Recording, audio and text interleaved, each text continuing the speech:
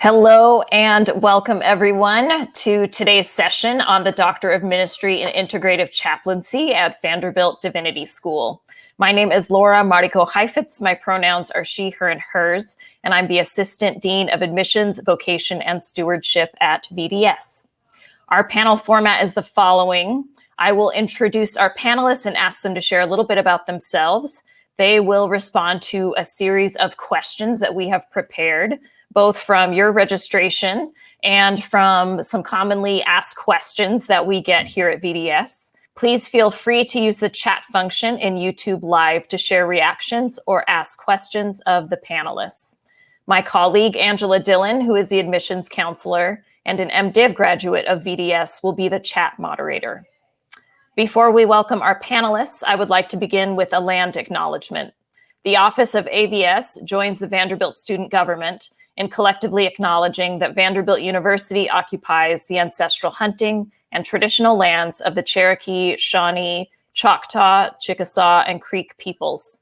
Today, these people have nation boundaries in Oklahoma, North Carolina, and Mississippi, after the Indian Removal Act of 1830 led to the forced removal of Southern tribes to the west of the Mississippi River. In particular, Vanderbilt University resides on land ceded in the Treaty of Hopewell. We recognize and support the Indigenous individuals and communities who live here now, and for those forcibly removed from their homelands.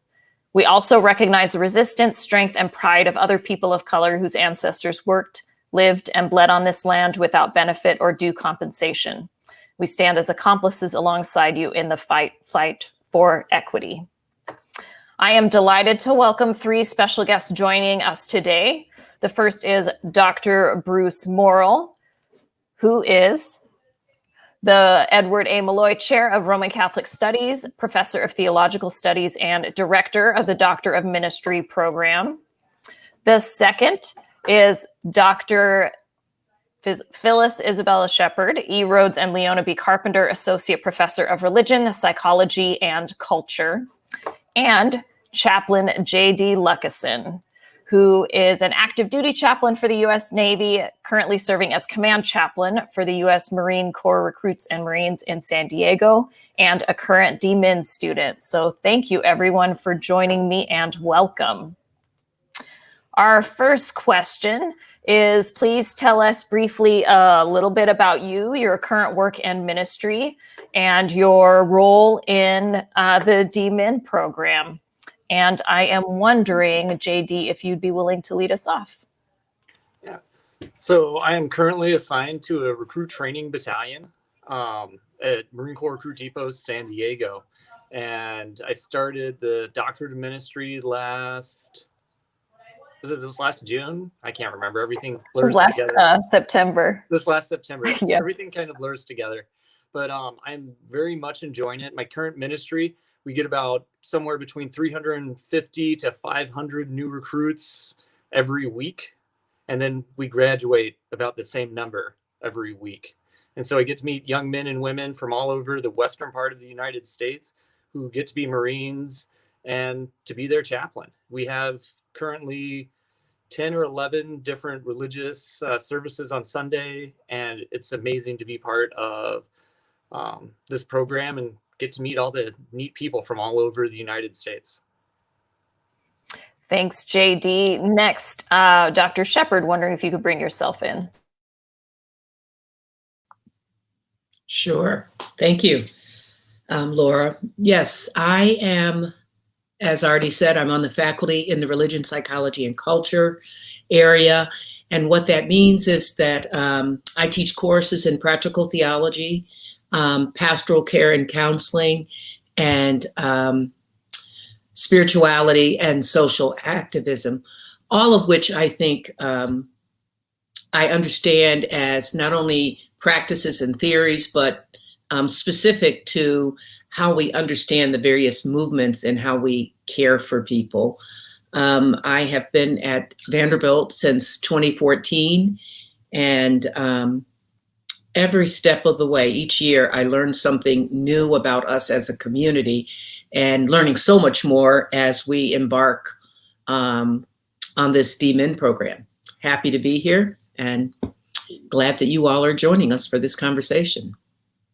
Thank you. And Dr. Morrill. Right.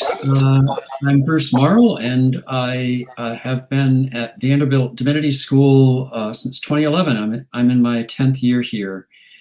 Professor of systematic and constructive theology with a specialty in sacramental and liturgical theology. I hold an endowed chair that is in Catholic studies here. And that really is what attracted me to come to Vanderbilt, having taught for 15 years at Boston College. That connection is that I'm a Jesuit priest. So I'm a priest in the Roman Catholic Church and a member of a religious order called the Society of Jesus. And we are a missionary group by nature. And my provincial missioned me here 10 years ago because there were no Jesuits in Tennessee. Plus, I was very excited to come to an ecumenical university theological faculty. Very, very committed to ecumenism. And so it's been a good move for me and a good decade for me. I accepted the dean's charge to direct our new Doctor of Ministry program because I deeply believe in the kind of work that chaplains are doing, as well as so far the majority of our students being either in the Defense Department or Veterans Administration, though that's not exclusively the case. This is service to a lot of people that are in various ways poor or in need. And for me as a Jesuit, we have a fundamental commitment to reaching people at the margins. So I feel privileged to help all the students and faculty come along in this service, even if my service is indirect.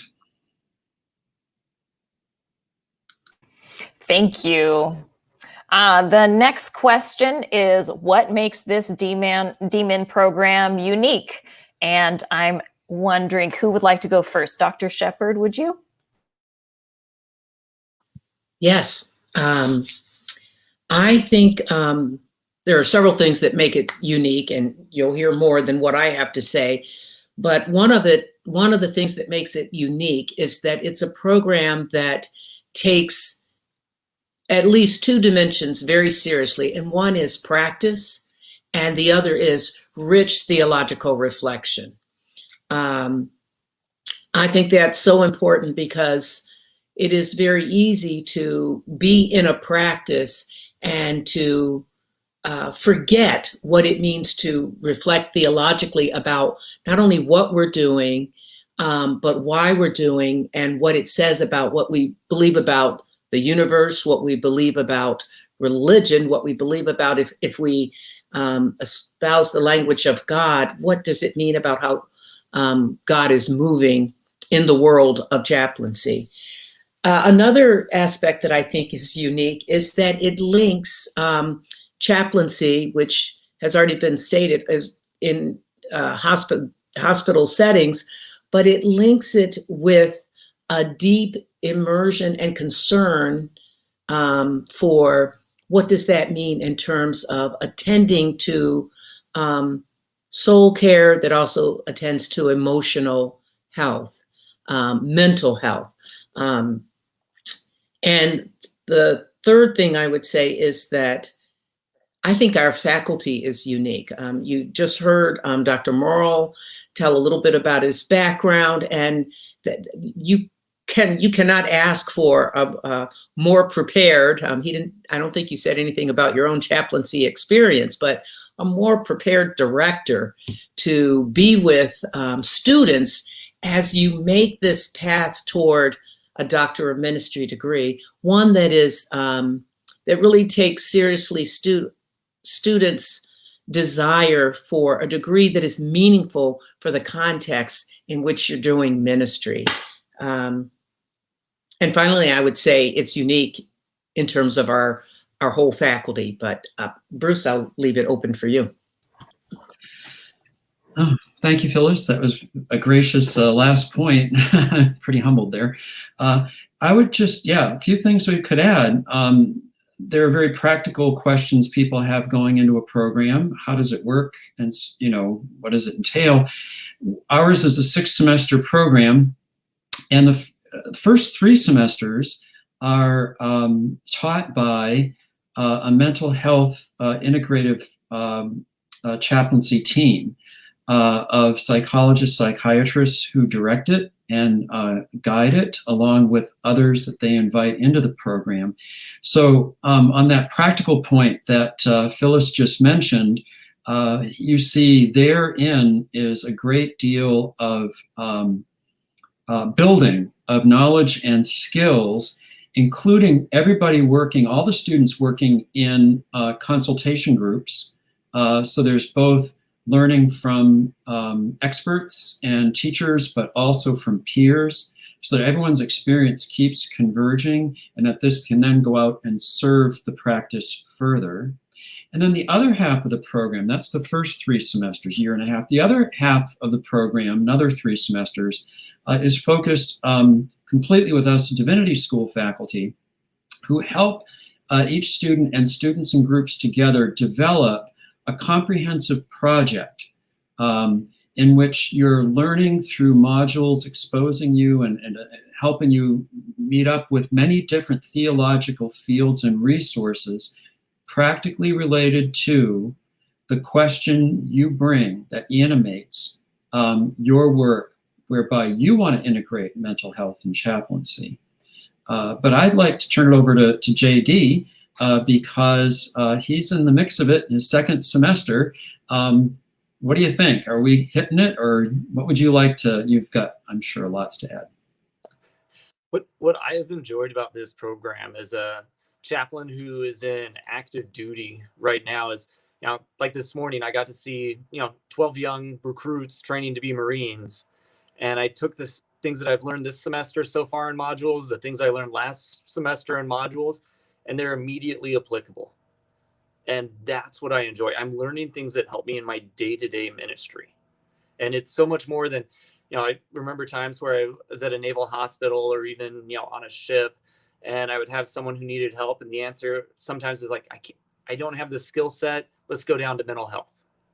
And I feel like now I'm getting a skill set where I can be part of that mental health treatment team, where I can integrate with them to provide care to that soldier, sailor, Marine, Coast Guard, airman, whoever it is that needs help. And it's giving me the practical training that I really didn't get when I, got my degree in theology at the master's level.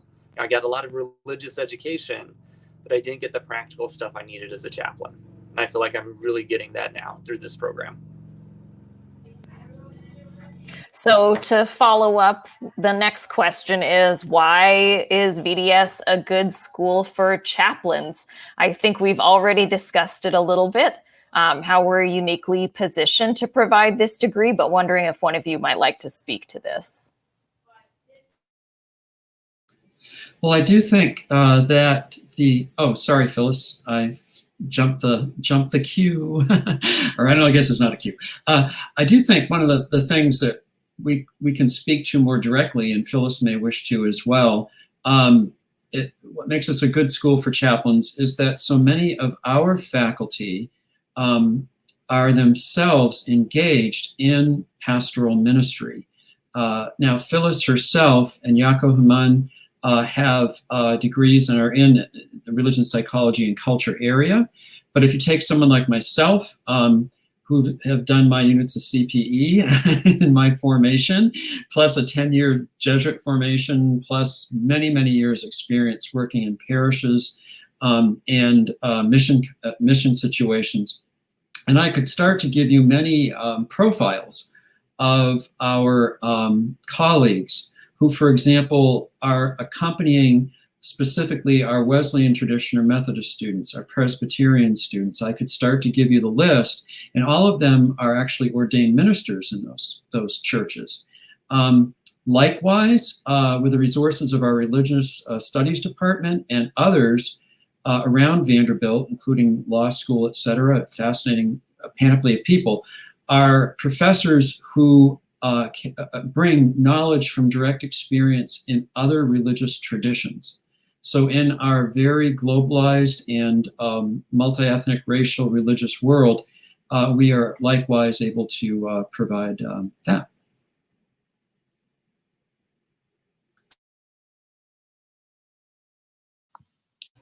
The only thing I would add to that, that I think is so important, is that this is a DMin program where as Bruce has already alluded to, our whole faculty is involved, every area. It's not like the pastoral care people are doing it, or the theology. It is across the disciplines that students will have access to and learn from and learned with members of all of our areas. And I think that, I guess that goes back to the unique question that we see this as a fully theological education degree for that reason. And the other thing I would add about faculty is, in addition to experience in chaplaincy and ministry and ordained status, we have a number of faculty who are also have some close connection to military life, either having grown up in a military family, having one of our colleagues, his father was a chaplain and then became a psychotherapist primarily to military chaplains, not surprisingly, that all the sort of vicarious things that come up through that work. I say all that to say that the red thread that runs through this is the commitment that is just bubbling that throughout VDS for this regarding this program, but through our faculty. I'm really proud to be a part of it. So I'm wondering if we can turn now to look at more of what the lived experience of the degree is. And so this will be a lot of questions for JD, but also for the other two, and I will also weigh in on a couple. So the next one is, what does the DMin student body look like? How diverse is it? And what do students do? So I will tell you, as a person who does admissions, this is the second round of the Doctor of Ministry, this particular program. And the first class was kind of like the inaugural class was kind of like our test class. So thanks, JD, for hanging in there. It was only Department of Defense chaplains and VA chaplains. So that's what those folks have done. This is the first year that it will be opened up to chaplains in other areas, for example, medical field, not necessarily VA related. And it's a really, I would say at this point, it's 2/3 men, 1/3 women, and it's maybe 60%, 50% people of color, with folks from across the age range. So that is what I recall from doing the admissions work. But JD, I'm wondering if you could talk a little bit about your experience of your colleagues, like religious tradition, life experience, and what you've been able to learn about each other. So religiously, I'm ordained by the Church of Jesus Christ of Latter-day Saints. And I'm the only member of my faith tradition in my cohort. And I love that, because one of the things I love about chaplaincy is I get to interact with people from other faiths. And in this program, I get to do that. I get to interact with people from all over who have different beliefs. They're in different services. They're different parts of the VA. And what I love is it goes from, people who are just beginning their career to people who've been doing it 20 plus years. And just that breadth of experience, like when we break into our small groups, I get to listen to people as I go to them with questions, whether it's my peers or the professors, and say, hey, here's a case I have. I mean, it's almost like getting to be in CPE again, but with people who've been doing CPE for like 10 years. And that to me is absolutely amazing. I get to interact with people from religious beliefs that I'm kind of familiar with, but I get to, now I get to hang out with them and I get to ask them questions, or I get to hear them bring some experience from a case they have of, wow, I never encountered that before. And, and I get to learn from them. And I love that part. Thank you. The next question has to do with like, what's the day-to-day of this DMIN program look like? What's the shape of it? So I know that you all spent 3.5 days in intensive work together. Post-pandemic, it will be in person, but right now it's all virtual. So that happens twice a year, once per semester. But otherwise, how does it look for you, JD? Like, how do you meet with your cohort when you're not doing the intensive? And how many hours a week do DMIN students spend on schoolwork, stuff like that? So we meet once a week with, so the whole cohort doesn't meet other than for that intensive. We're broken into 5 or 6 smaller groups. And what we've tried to do last semester, I was in one group with a group of people. And then this semester, I'm in a new cohort or a new group from within my cohort. And so we meet once a week. So the first Thursday, we just meet as a peer group and we discuss what cases we've had and get feedback from that as we prepare to write a case study. And then that second week, we meet together still as that small group, but we meet with our professors and we talk about what we've learned from that module and what questions we have. And we have a discussion, and most of those are about 1.5 hours long, so about 90 minutes. And then we also present a case normally during that meeting with our professors, where one of us will receive feedback from the entire peer group as well as from our professors. As far as the day-to-day, there are normally 3 or 4 modules, or sorry, 3 or 4 lessons in each module, and a module is normally about 2 weeks long. And in each of those modules, there are different videos for us to watch because most of it is all distance learning other than that 1 week intensive. And so what I do is on my commute to work, which is anywhere from 30 to 45 minutes every day, I listen to one of the lectures just as I'm driving. So instead of listening to NPR or something like that, I listen to a lecture. And so that normally allows me during the work week to listen to all of the lectures about twice. And so then I feel like I get a pretty good understanding of what's going on because now I've heard it twice. And so that helps me work that way. As far as the reading assignments go, we normally have a few journal articles to read for each module. And then we have, a chapter in, 1 or 2 books that we'll read for that module. Like this week's module is on suicide prevention. Last week's module is on substance abuse. And so they have different parts of that we're going to read that detail what's kind of going on. What else? As far as assignments, like end of semester assignments, so far we've kind of had like an end of semester paper that we have to write that, isn't too bad from a student perspective. I can't remember if it was like 12 or 15 pages, but it wasn't too bad. Are there any other questions that I'm missing that anyone has?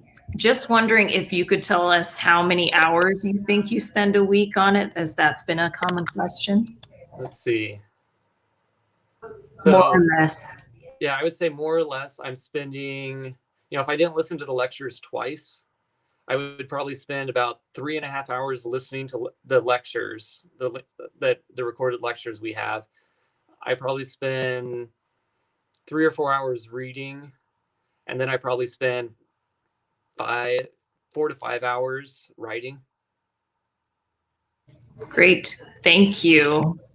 I know that another question we have a tendency to get, and I'm wondering, Dr. Morrill, if you could weigh in on this. What is the final project for the DMIN at Vanderbilt?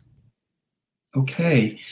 Yes, so the final project is one in which we invite each student to identify and define an actual issue or problem or topic in pastoral chaplaincy that they would like to explore, both in terms of theological input, whether that, and it can be the range again of biblical, ethical, historical, systematic, theological, pastoral, psychological, the whole range.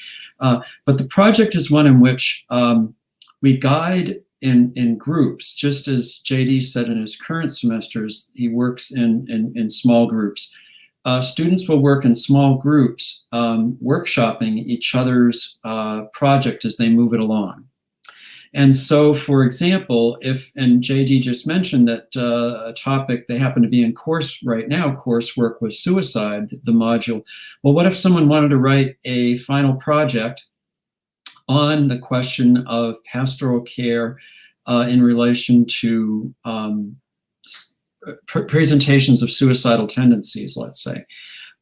One would spend finally the paper would be 5 to 8 pages defining and explaining the problem, and then going on in some other major steps. Each step would be about 12 to 15 pages of analyzing the situation, which is going to include using perhaps some of the different social scientific knowledge that's come along in the first 3 semesters, lots of other input, and then beyond the analysis, constructing and integrating the theological with the observed to interpret the situation. And finally, the last step of the paper is to make proposals for how to work with and in this particular issue, question, problem as part of a larger work of chaplaincy.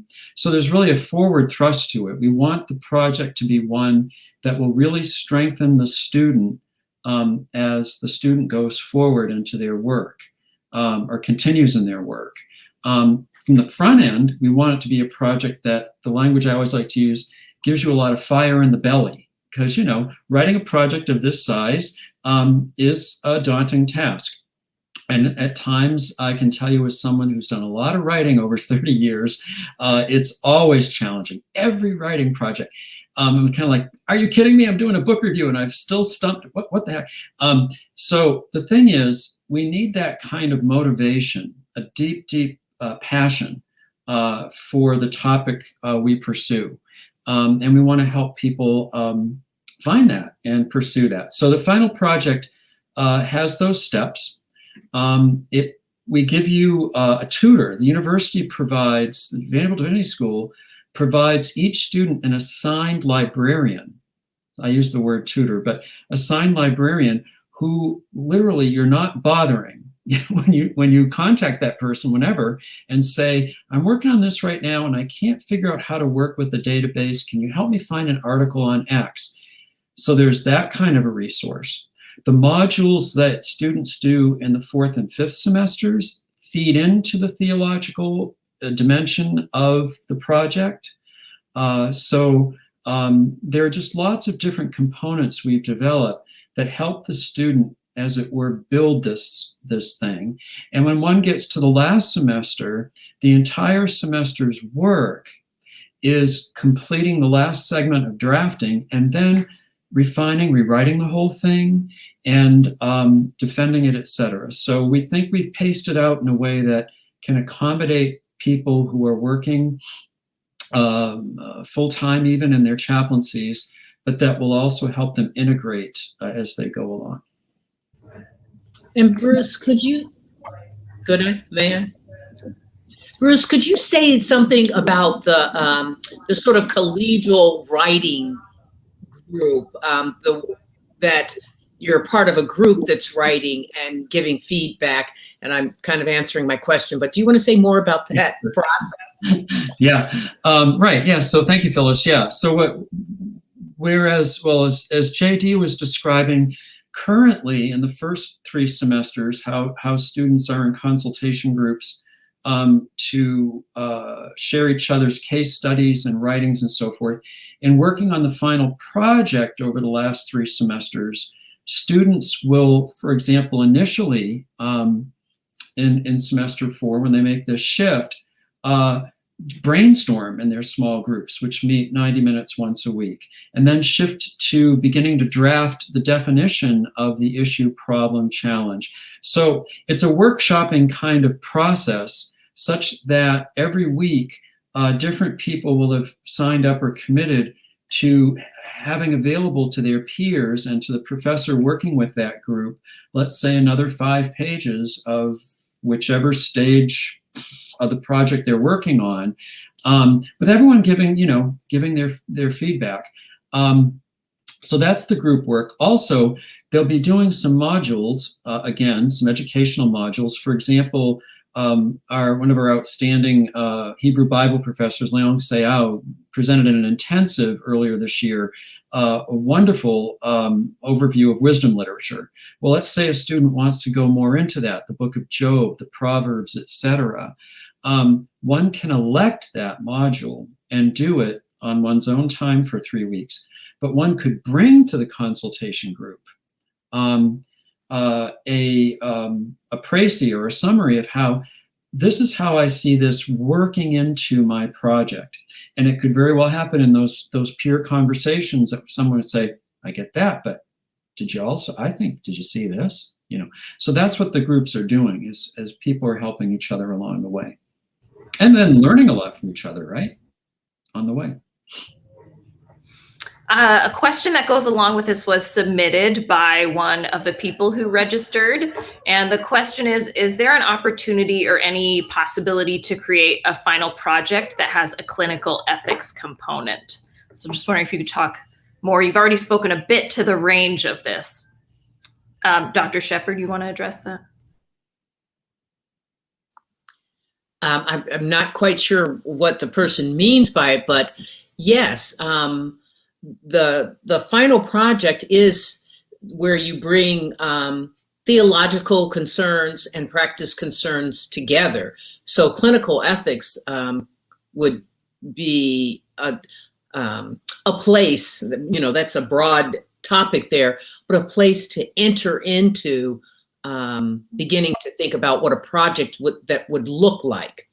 So without hearing the full project idea, yes, we're concerned about ethics. Yeah, that's very true. It's exactly it.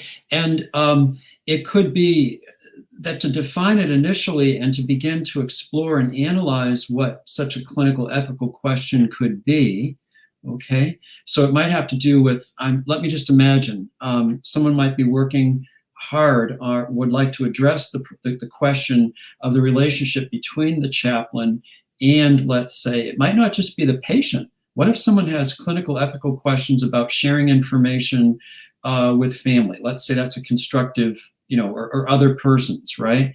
What are the issues involved? Sure, we can talk about the legal and all the frameworks that one has to work in, but you see, so I'm just trying to imagine a case. One would go after that. And the thing is, each student gets to work with their instructors and the assistant dean by the middle of the project to make sure they've identified, and with the assistant dean's help, land one of the readers of the project as an expert in that person's field. So if the clinical ethical question were like that, for example, it might very well be with someone like Dr. Sheppard, or let's say it's a broader issue about ethics in terms of the relationship of chaplaincy work in the larger systems, let's say, of the hospital or the whichever system. It could be that one of our social ethicists, Professor Snar, I could just start to name some, would be able to work with that. So we're going to really help people target professors with expertise who can help, and clinical ethics would be a great fit. A question that has come up is how useful can this be for folks who are not in a hospital setting or not in a military setting? So for instance, a question that came in from the YouTube stream is, how would this fit for school chaplains working with an interreligious student body? Can I speak to that real quick? Yeah. So before I came on active duty in the Navy, I worked at a residential youth treatment center as a chaplain, where our average age of students was from 12 to 18 years old. And what I look at what I'm getting now, at least in the modules I've gotten so far, is I'm getting very practical skills, whether we're using acceptance commitment therapy or problem solving therapy or motivational interviewing, and I'm getting trained how to use that. And I think that would be very useful in a student body population, because it's as they work through whatever struggles they're dealing with, to give them a skill set and a framework to work through that. I think this program would be really useful. It's not just, hey, this is all, military specific. If I left the Navy today, it would work fine if I was going into a prison, or if I was going into, a school setting, or wherever I was going. The school or the resources and the knowledge isn't DoD or VA specific. I would call it chaplain or ministry specific. JD, I think you're also speaking to the fact that that in this program, we take your context where you're actually living out this ministry seriously. And so the question actually is this a DMIN program that understands that their institutional life beyond the hospital setting? And I think that's a wonderful question, and I love your answer. And I think in one of the modules you'll be hearing about, how do we navigate this work and think about it in terms of specific institutional life, because wherever we're in ministry, we're always either closely beside or a little bit further from the institutions which hold and walk with us in this ministry. And the only thing I'd add, wonderful answers, and the only thing I would add to, if I noted the question adequately, was a question of interreligious contexts. And I can tell you that so far we're developing modules with professors and who have been working either in the religion department or, in one case, the law school, a professor here at Vandy Law, who are working specifically from these interreligious perspectives. So some of the modules, the units of learning, which you as students get to select in semesters 4 and 5. In other words, looking at your own interests, there will be a library. We've already developed it we've got about 5 pieces that will be up to about 12. And if those sorts of questions are the ones that are more pertinent to your work, your vocation, your career, then you can opt for those. So it's something we have very much in mind, and it's very true to the mission of Vanderbilt Divinity School. One of the things that I've really liked about this program is the kind of the integration with mental health. That for me as a chaplain, both having worked as a hospital chaplain, a Navy chaplain, and a residential youth treatment center, there are times where I would be part of a treatment team or an interdisciplinary team or multidisciplinary team, and it's like, okay, what's my role here? What do I have to add? And that's one of the skill sets that I've been getting that's really useful. Is I'm having better knowledge on how to interact and what I add to the team and what I need to bring up, what maybe they should be tracking, or even something as simple as, what do I put in a patient note? And that, again, whether I'm a VA, hospital, hospice chaplain, or if I was working with a student somewhere, what do I contribute to the rest of the team?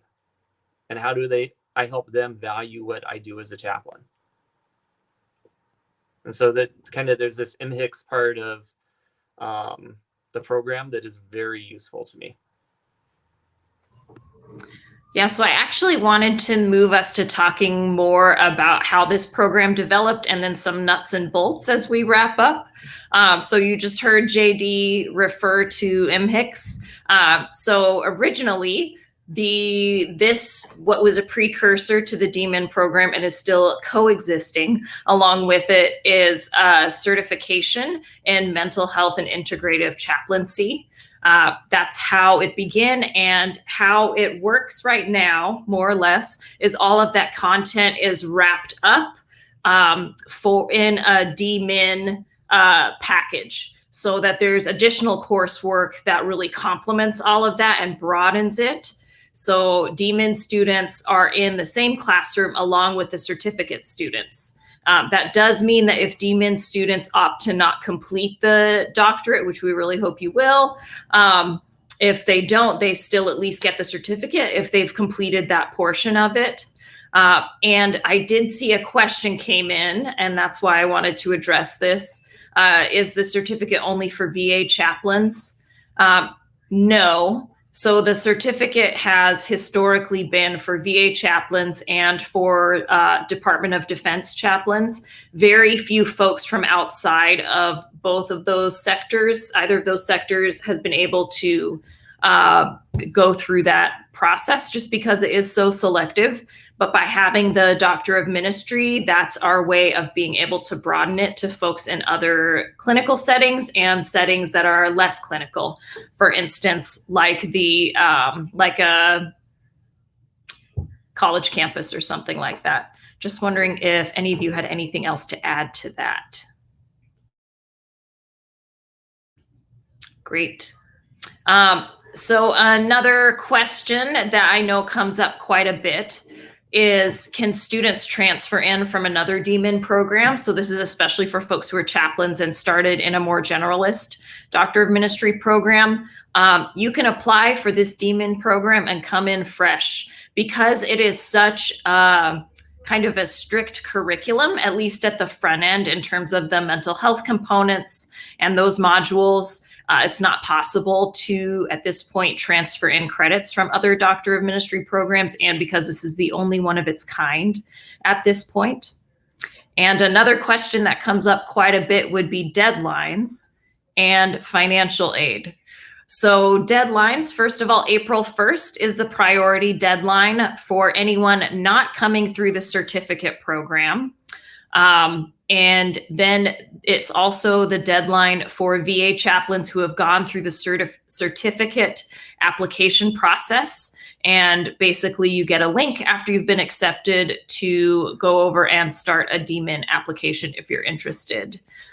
There is a second deadline for Department of Defense folks who are accepted into the certificate program, and that is May 15th. Any general applications coming in, we kind of do as a rolling basis. So you can still apply into May. As for financial aid, any person who is good enough to get accepted into the program automatically gets a 30% merit tuition award. And beyond that, we always encourage folks, if they are veterans, to take advantage of any GI Bill benefits that may be available. There is a whole office at Vanderbilt devoted to that. And to ask potentially judicatories, employers, churches, if they might be able to contribute to your education. So those are some of the questions that come up pretty regularly. And I'm actually wondering if we could close out today's session with any words of advice that the three of you might have for prospective students considering this degree. Would anyone like to go first? Sure, I'll take a first stab at it. Words of advice. Well, first of all, consider how it is, where you are at this stage in your own vocation and career. I think of those two terms as overlapping for us who are in ministry, and whether and how you bring your questions for expanding your knowledge and your practical abilities in the ways that JD has described at various moments during our time today. So you see what I'm saying? It's about, how does this fit? What am I asking for right now, right? What am I desiring here? What am I needing? What am I wanting? And how does this fit at this time with the program that we're offering to you? Secondly, I would say, don't be afraid. I've actually had people bring this up with me. Don't be daunted by any knowledge or awareness that Vanderbilt University is, a highly selective research university in the United States. We, of course, consider this one of our great strengths, but that we want you to understand that we work on admissions. That doesn't mean that we're exclusive or exclusionary in our divinity school or our DMin program. What we're looking for is people who bring the right fit, right? The background, the current work, the objectives that are going to meet what we have to offer. And finally, that we see here is a student or a potential student who is going to contribute, right? It's not just about a product that one is consuming. It's that one becomes part of a cohort, a group of students who will work together for 3 years. And a lot of learning will happen mutually. My last note then would be, that's why we can't accept any transfer credits. This is not about shuffling around commodities. The credit hours are all about people learning together as well as individually, synchronically, asynchronically, etc. So yeah, those would be my points. Something that I'll add is someone is a student who's currently in the mix of it. It's doable. That was like one of my biggest fears when I was accepted last summer, and I was talking with my spouse about it, and I was like, can we do this?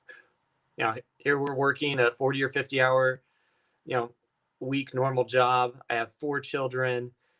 How am I going to balance this? Plus church responsibilities on Sunday. How can I do this? And I found that it's doable. And that for me, that's the biggest thing I would pass on to you to leave is you can do it. You can do it while you're working. You can do it as a working professional, and you can get it done. The program has been structured such that, I can tell you someone who's doing it and someone who's, coming and putting in an 8 or 9 or 10 hour day every day, or not every day, but, probably 6 days a week, you can do it. So that's what I would leave you with. The one thing I would leave you with is to know that if you're accepted into the program, we, faculty, admissions, administration, we want you to have a robust and both spiritually and intellectually and practice. We want you to have an experience that not only teaches you, but has space to transform you for the work that you're called to do. So we are with you 100% as you pursue this degree. Thank you to our panelists for their words of wisdom. And thank you all for joining us on this live conversation about the Doctor of Ministry. We wish you all the best. And if you'd like more information, you can always go to divinity.vanderbilt.edu and join in on some of our events, because they're now all virtual. And so it's easy to come along for it. So thank you.